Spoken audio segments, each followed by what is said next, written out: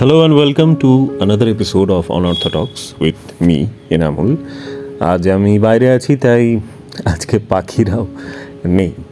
আজকে music and it is going to be an episode যেখানে আজকে আমাদের একটু এই ধরনের মিউজিকই দরকার। আজকের কথাটা যে আমি কোনোদিনও শুনিনি এটা তো বটেই। আজকের কথাটা মানে এর আগে কখনো শুনি, রিসেন্টলি আমি একটা বিবিসি পডকাস্টে শুনলাম about divorce, about relationships which end up getting broken. তো এটা নিয়ে কোথাও কথা শুনিনি এবং it's such a beautiful idea, it's such a beautiful thought যে আমরা যখনই বন্ধুত্বের কথা বলি, মোস্টলি প্রেম, ভালোবাসা, বিয়ে, ফেইল্ড রিলেশনশিপ, ফেইল্ড ম্যারেজেস, এই যে গাড়িতে হর্ন দিতে দিতে যাচ্ছে, তো তাকে আমার তরফ থেকে একটা চুমু রইল। Sorry, let's not deviate from the topic. Failed relationship, failed marriages, এই কথাগুলো খুব আমরা শুনতে পাই। কোনগুলোকে বলে? যেটা ব্রেকআপ হয়ে যায়, যেটা শেষ পর্যন্ত টিকে থাকে না, বা বেসিক্যালি সেই সমস্ত সম্পর্ক বা বিয়ে যেগুলো মৃত্যুতে শেষ হয় না, যেগুলো ইচ্ছে মতো শেষ হয়, যেগুলো মৃত্যুর আগে শেষ হয়, সেই সম্পর্কগুলো কেন ফেইল্ড হতে যাবে? কেন? হ্যাঁ, যদি from the day you started dating each other or liking each other or you got married, মানে অ্যারেঞ্জড ম্যারেজ হয়তো হয়েছিল ব্যাপারটা, তো সেই দিন থেকেই কি ইট ওয়াজ এ ফেলিয়ার? সেই দিন থেকেই কি তোমরা মানে আমি তোমাকেই বলছি না, হতে পারে তোমার কোনো সম্পর্ক ছিল যেটা ইভেনচুয়ালি টেকেনি, সেটার ব্যাপারে ভাবতে পারো যে যেদিন থেকে শুরু হয়েছিল সেই দিন থেকেই কি ইউ আর নট হ্যাপি? যদি তাই হয় তাহলে এরকম একটা সম্পর্ক তুমি শুরু করতে গেলে কেন? এবং আমি ফিউচারেও বলবো যে যেদিন যতক্ষণ না তোমাকে অন্ততপক্ষে শুরুর ভালো লাগাটুকু দিচ্ছে, সেই সম্পর্কে যাওয়ার কোনো মানে হয় না। মানে তোমার যদি অ্যারেঞ্জ ম্যারেজ হচ্ছে এবং you don't like the person you are getting married to, you are not happy about getting married to this person, I think you should not get married to this person. And হতে পারে অনেক সময় কি হয় যে বন্ধুরা জোর করে দুটো মানুষের সম্পর্ক করে দেয়, এই হই হই হই হই, হ্যাঁ হ্যাঁ হ্যাঁ, আরে ও তোকে ভালোবাসে, আরে তোদের জড়িটা বেস্ট, তোদের খুব মানাবে। তো মেবি খুব মানাবে না, একবার দুজন দেখা করে একে অপরের ওপর একটু হাসাহাসি করে we could go each other's way, তাই না? এটা হতেই পারে, কিন্তু এটা আমি ব্যতিক্রমের কথা বললাম। মোস্টলি কী হয় যে we spend lot of times, we feel for each other, we care for each other, we start to do this things যখন আমরা একে অপরকে ভালোবাসতে শুরু করি বা একে অপরের সঙ্গে থাকি। And when suddenly one day maybe সে অন্য কাউকে পছন্দ করে ফেলে বা আমি অন্য কাউকে পছন্দ করে ফেলি, বা আমরা একে অপরকে আর পছন্দ করতে পারছি না, হতে পারে সেই সম্পর্কটা 5 মাসের, 5 বছরের, কিন্তু যতদিনেরই হোক কিছুদিন তো ভালো ছিলাম, তাহলে how could that be a failed relationship? Yes, we could have failed, we could have disappointed যদি আমরা বিয়ে করেছি এবং আমাদের বাচ্চারা এসেছে এবং they want us to be together. তো তাদের কাছে এটা একটা ডিসঅ্যাপয়েন্টমেন্ট যে তার বাবা মায়েরা একসঙ্গে নেই, তাদের কাছে এটা একটা পেইনফুল ব্যাপার যে তাদের বাবা মায়েরা একসাথে নেই। কিন্তু এই যে ব্যথাটা, ওরে বাবারে, আজকে তো আওয়াজগুলো একটু বেশি কর্কশ হচ্ছে, থ্যাংক ইউ। ব্রেক শুগুলো একটু পাল্টান আপনারা, খুব ভালো হয়। তো যাই হোক, তো তাদের বাবা মারা যে আলাদা হয়ে গিয়েছে, এটা যে তাদের জীবনটাকে এতটা এফেক্ট করে, এটার কারণও কিন্তু আমার মনে হয় এই যে বিয়ে বা সম্পর্ক ভেঙে গেলে সেটাকে ফেলিয়ার হিসেবে ধরাটা, এটা একটা মেজর কারণ। যদি আমরা এই জিনিসটাকে ফেলিয়ার হিসেবে না দেখি, যদি আমরা যে কোনো সম্পর্কের মতোই এটা একটা জাস্ট একটা ভালো সম্পর্ক ছিল, দে ওয়াজ সাকসেস, তাই না? আমি যদি জীবনে প্রত্যেক দিন ফেলিয়ার আর সাকসেসের কথা বলি, জীবনে কত টাকা রোজগার করলাম সেটা সাকসেস নয়, কতবার খুশি হলাম সেটা সাকসেস, কতজনকে খুশি করলাম সেটা সাকসেস, তাহলে বিয়ের ক্ষেত্রেও সেটা কেন নয়? বিয়ের ক্ষেত্রে কেন আমরা বলে ফেলি যে এটা একটা মানে ফেলিয়ার ছিল, ফেইল্ড রিলেশনশিপ ছিল? It was not only that. Actually আমরা মানুষকে যখন অপছন্দ করতে শুরু করি তখনও তার মধ্যে পছন্দ করার গুণ অনেক বেশি থাকে। যে কোনো মানুষের মধ্যেই পছন্দ করার থেকে অপছন্দ করার গুণ অনেক অনেক অনেক বেশি থাকে। কিন্তু ব্যাপারটা হচ্ছে যে ওই কয়েকটা যে দাগ, কয়েকটা যে যেগুলো আমাদের ডিসঅ্যাপয়েন্টমেন্ট, যে এক্সপেকটেশনগুলো ফুলফিলড হয় না, সেগুলো সবসময়ই ওই ভালো লাগাগুলোর থেকে বেশি পাওয়ারফুল হয়ে যায়। And we start to get use to যেগুলো ভালো ছিল অ্যান্ড স্টার্ট এক্সপেক্টিং মোর যেগুলো নেই, যেগুলো খারাপ। And eventually we decide to live only with the bad things, and no one wants to live with something that's not good. কেউই চায় না। We break up, we get divorced, which both of are different things, কিন্তু দুটোই খুব কঠিন। So আমি এটাই বলতে চাইছি যে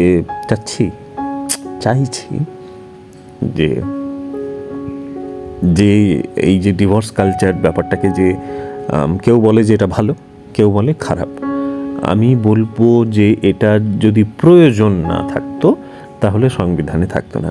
তাই আমি ভালো খারাপ না দেখে বলবো এটা প্রয়োজনীয় একটা part of a society, rule of a society, বা স্বাধীনতা আমাদের সোসাইটি যেটা দেয়, যে আমরা স্বাধীন যে কোনো মুহূর্তে যে কোনো সম্পর্ক থেকে বেরিয়ে যেতে, যে সম্পর্কগুলো আমরা তৈরি করি। তো সেই জিনিসটাকে এত ভারতে এই মুহূর্তে ডিভোর্সের রেট বাড়ছে, ওয়েস্টার্ন কান্ট্রিজে কমছে। ওকে, ওরা ধীরে ধীরে ফ্যামিলির দিকে এগোচ্ছে, আবার আমরা ফ্যামিলি থেকে বেরোচ্ছি। যেটা হয়েছিল, আমরা তো অনেক পিছনে থাকি, আরে দাদা আসতে হর্ন মারুন, কেউ নেই রাস্তায়, রাস্তা ফাঁকা। তো আমরা তো ধীরে ধীরে ওটাই হয় যেটা আজকের দিনের কেরানি দোকানগুলো, ছোট ছোট কেরানি দোকান বলে ফেললাম, বুঝবে না লোকে, কিরানা অ্যাকচুয়ালি বলা উচিত ছিল, আমি কেরানি বলে ফেললাম, আমাকে মাফ করবেন বা জুতো ছুঁড়ে মারবেন। তো নটকনে দোকানগুলো যে ধীরে ধীরে উঠে যাচ্ছে, আর ওই যে রাজুদার চায়ের দোকানের থেকে আমরা এখন ক্যারিজ টি খেতে পছন্দ করছি। তো এই যে ক্যাপিটালাইজেশনের, যে কর্পোরেটাইজেশনের যে যুগটা, যেটা ওখানে 70s 60s এসেছিল, সেটা এতদিনে আমাদের ছোট শহরগুলোতে পৌঁছচ্ছে। তো সেইভাবেই ডিভোর্স, আমরা ফ্যামিলিমুখী ছিলাম, আমরা আস্তে আস্তে ডিভোর্স করে আলাদা হচ্ছি, আর ওরা আবার পরিবারের দিকে এগোচ্ছে। সমাজ এইভাবেই ঘোরে। তো আমরা তৃতীয় বিশ্ব, তাই আমরা হয়তো 50-60 বছর পিছিয়েই থাকি সবসময়। তো it is going to we are going to see more people get divorced. আমরা এটা দেখব। আজকে টপিকটা বলার মেন কারণই এটা, কারণ আমাদের যে জেনারেশন বা যারাই বেঁচে আছেন এখন, তারা প্রত্যেকেই হয়তো নিজেরা ডিভোর্স হবেন, বা নিজেদের খুব খুব কাছের দুটো মানুষকে ডিভোর্স হতে দেখবেন। ব্রেকআপ তো হতেই থাকে, ব্রেকআপ তো আলাদা ব্যাপার, বাট ম্যারেজ, যেটাকে আমরা খুবই একটা সেক্রেড একটা সম্পর্ক, যেটা বাবা মায়ের সাথে সম্পর্কের থেকেও বড় সম্পর্ক এইভাবে দেখা হয়, যেটা সেক্রেড একটা ভাও, আমাদের ভারতীয় কালচারটাই সেরকম। তো সেটা যখন ভেঙে যাচ্ছে, অ্যান্ড তার যে ইফেক্টগুলো, সেগুলো আমাদের কমাতে হবে, ব্যাড ইফেক্ট যেগুলো, এবং তার মধ্যে সেটা কমাতে গেলে প্রথমত সম্পর্কটাকে ফেলিয়ার বলা বন্ধ করতে হবে। এটা বললে কি হবে, যদি আমরা বলি যে না, it was not a failed marriage, we decided to end it because we were not happy with each other, বা someone was not happy, eventually we get separated. আমাদের হতে পারে বাচ্চা আছে বা নেই, যখন আমাদের কেউ চেনা ডিভোর্স হয় তখন মানুষজন তো মানে অবাক হয়, কারণ এটা খুব কমন অকারেন্স নয় এখনও, বাট রেট বাড়ছে, অন্তত সেন্সাস তাই বলছে। কিন্তু আমরা এইটার উপর বিচার করি যে মানে ডিভোর্সটা ঠিক আছে, মেনে নিই তখনই যখন কোনো বাচ্চা ইনভলভ থাকে না, অ্যান্ড আমরা বলি যাক বাচ্চা হওয়ার আগে ওরা ডিভোর্স নিয়ে নিল, কিন্তু বাচ্চাটার কথা ভাবলো না একবার। এই দুটো কথাই আমরা বলি। আমি বুঝছি, আমি নিজেও বলেছি এবং হয়তো ভবিষ্যতেও বলবো, আমি নিজেকেও পাল্টানোর চেষ্টা করছি। আসলে বাচ্চাটার কথা ভাবার প্রয়োজনটা কেন হয়, কারণ দুটো মানুষ যখন একসঙ্গে থাকতে পারে না, তারা একে অপরের জন্য মৃত হয়ে যায়, তারা হঠাৎ করেই পৃথিবী থেকে উধাও হয়ে যায়, একে অপরের মুখ দেখে না, মানে কোনো কমন অনুষ্ঠানে যায় না, একে অপরকে অন্য কারো মারফত খবর পাঠায় বা অন্য কারো মারফত খবর নেয় অনেক সময়। তো এইরকম একটা যেখানে কালচার, সেখানে তো বাচ্চাদের অসুবিধে হবেই। কিন্তু আমরা যেরকম সেলিব্রিটি কালচার যেটা দেখি, সেলিব্রিটি কালচার অ্যাকচুয়ালি নয়, ওরা আমাদের থেকে অনেক বেশি প্রিভিলেজড, তাই ওরা অনেক বেশি ট্রাভেল করেছে এবং ওরা পৃথিবী সম্পর্কে আরও অনেক বেশি, মানে ওদের পৃথিবীটা অনেক বড়, ওদের লাইফটা কসমোপলিটান। তাই ওরা ডিভোর্সের পরেও যে বন্ধু হতে পারে কেউ, অনুরাগ কাশ্যপের কথা, অনুরাগ কাশ্যপ কালকি কেকলা, ওরা ডিভোর্সের পরে বন্ধু। এবং ওর প্রথম ওয়াইফ, অনুরাগ কাশ্যপের প্রথম ওয়াইফ, আমার নামটা জানা নেই, she is the editor of every Anurag Kashyap film, every or project, she edits every project of Anurag Kashyap. Similarly, Salman Khan, Amir Khan and Kiran Rao. Amir Khan and his first wife, I think her nam ki chilo nam, যে লাইমলাইটে থাকে না তার নাম কেন কেউ মনে রাখবে, তাই না? যাই হোক, তো মানে he is also friends with her, Reena, I think Reena, yes, Reena. So Reena, I don't know her surname. So they're friends and they're happy to be friends. আবার একটা অদ্ভুত একটা Gulshan দেবাইয়া, he has acted in many beautiful films and খুব ভালো অভিনেতা। তো Gulshan দেবাইয়া got divorced and later started dating the same person, and they have decided maybe not to get married, maybe marriage was the problem. তো আমি এটাই বলতে চাইছি যে ডিভোর্সকে আমাদেরকে একটু অন্যরকম করে যদি না দেখি, আমরা এখন রেট বাড়ছে, আমরা ডিভোর্স হতে দেখব, অ্যান্ড সমাজ এটার জন্য প্রস্তুত নয়, আমরা জানি না কী করে ডিভোর্সকে হ্যান্ডেল করতে হয়, এবং সেই এফেক্টটা শুধুমাত্র বাচ্চাদের উপর পড়ে না। ওই দুটো মানুষ হঠাৎ করেই খুবই এলিয়েনেটেড ফিল করে। আমরা যদি তাদেরকে নর্মাল ফিল করতে দিই, তবে তারা নিজেদের বন্ধু হতে পারবে। আমরাই মেনে নেব না যদি তারা আবার একে অপরের বন্ধু হয়, বা মানে অ্যাটলিস্ট রেসপেক্টফুল সম্পর্ক থাকে দুজনের মধ্যে। আমি আর আমার বন্ধু যখন রোজ আড্ডা মারি, আর আমি আর আমার বন্ধু যখন রোজ একসাথে থাকি, দুজনের মধ্যে সম্পর্ক একরকম থাকবে না। there are going to be things that I'm going to মানে eventually discover about that person, আমার বন্ধু, best friend maybe, that I'm not going to like, and one day I'm going to change my best friend. তো এটা হয় কারণ আমরা একসঙ্গে থাকা আর to be to live in this world together, those are two different things. Maybe the person you like, maybe the person you don't like the most will be the person you'll be happy to live with. You have no idea, no one has. তো ডিভোর্সের পর আমরা যখন বলি যে, আমি নিজেও এটার জন্য খুব রিসেন্টলি আমি এটা বলেছি, এবং আমি সেটা নিয়ে ভাবার পর থেকে খুব নিজের মনের মধ্যেই ভেবে দেখছি কেন না, কেন ডিভোর্সের পর দুটো মানুষ একে অপরের বন্ধু বা জাস্ট মানে রেসপেক্টফুল কি বলবো অ্যাকোয়েন্টেন্স যাই হোক কেন হতে পারে না? যদি এটা হয় তাহলে তো বাচ্চাদের উপর কোনো রকম বাজে এফেক্ট পড়বেই না। বাচ্চারা একটা সমাজ, নিজেদের একটা আলাদা সমাজ তৈরি হবে যেখানে ওদের মা আর বাবা একসাথে থাকে না, কিন্তু একে অপরকে ঘৃণা করে না, একে অপরকে মানে একে অপরের ব্যাপারে বাচ্চাদের মাথার মধ্যে ঢোকায় না। যেগুলো আমরা আজকে যখন আমরা বিদেশি কোনো সিনেমা দেখি, সাহিত্য পড়ি, তখন এই জিনিসগুলো দেখতে পাওয়া যায়। এগুলো সমাজ থেকেই তো ইন্সপায়ার হয়ে লেখা আমার মনে হয়, বা সমাজের খুব ভালো কোনো একটা কর্নার থেকে। তো তাই আই এম শিওর যে সেটা যদি হতে পারে তাহলে আমরা এই কথাটা বলা বন্ধ করতে পারবো যে ইট ওয়াজ আ ফেইল্ড রিলেশনশিপ বা it was a failed marriage. It was not a failed marriage and it has not failed their kids or their family members.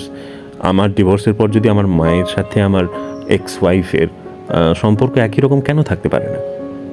কেন হঠাৎ করে তাকে আমার মাকেও বাদ দিতে হবে? কেন হঠাৎ করে তার বাবাকে আমাকে ছাড়তে হবে? তাই না? আই কুড বি আমি জাস্ট মানে আমার খুব কাছের কিছু মানুষের সাথে এই ঘটনাটা ঘটছে and I really want them to be happy in their lifes eventually. I don't know what will happen eventually. এখনও পর্যন্ত let's not reveal much, I don't want to talk about someone's personal lifes, but I really want people to understand that getting divorced is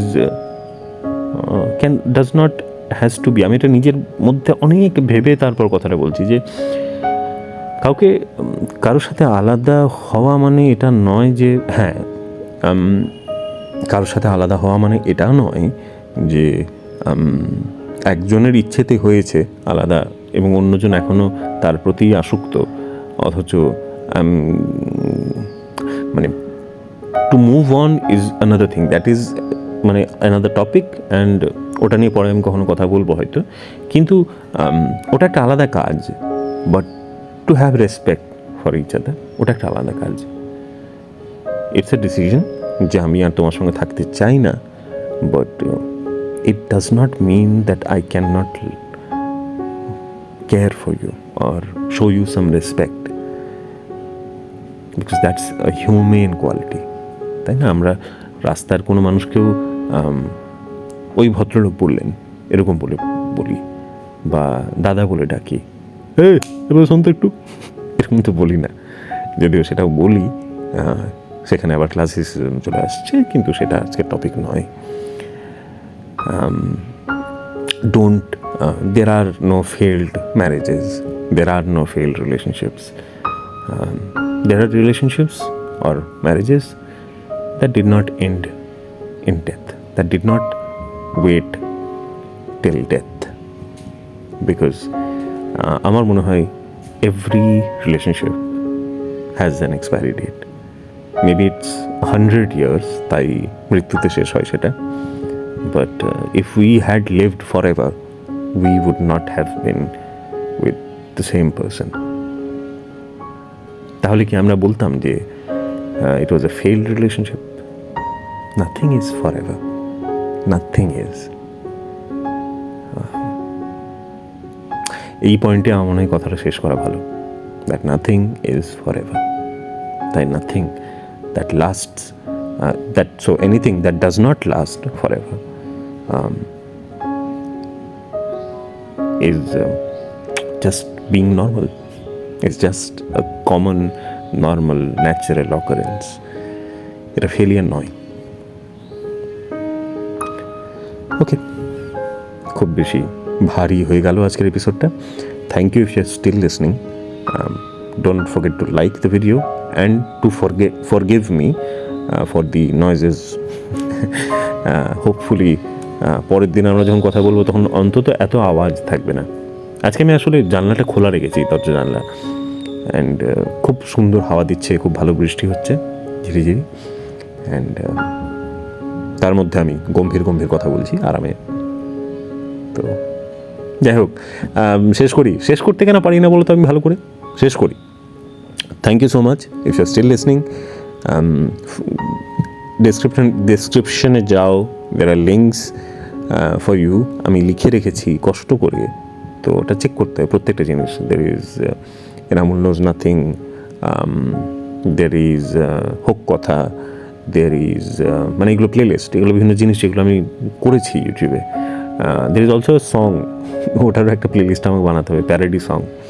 and there is also link একদম ডেসক্রিপশানের একদম নিচে, ওটা click করলে তুমি দেখবে একটা ক্যাটালগ খুলবে, সেখানে তুমি আর্টিফিশিয়াল কিছু জুয়েলারি দেখতে পাবে, প্রিমিয়াম আর্টিফিশিয়াল জুয়েলারি। ওটা আমাদের ব্র্যান্ড জুয়েলেনের বিজনেস অ্যাকাউন্ট।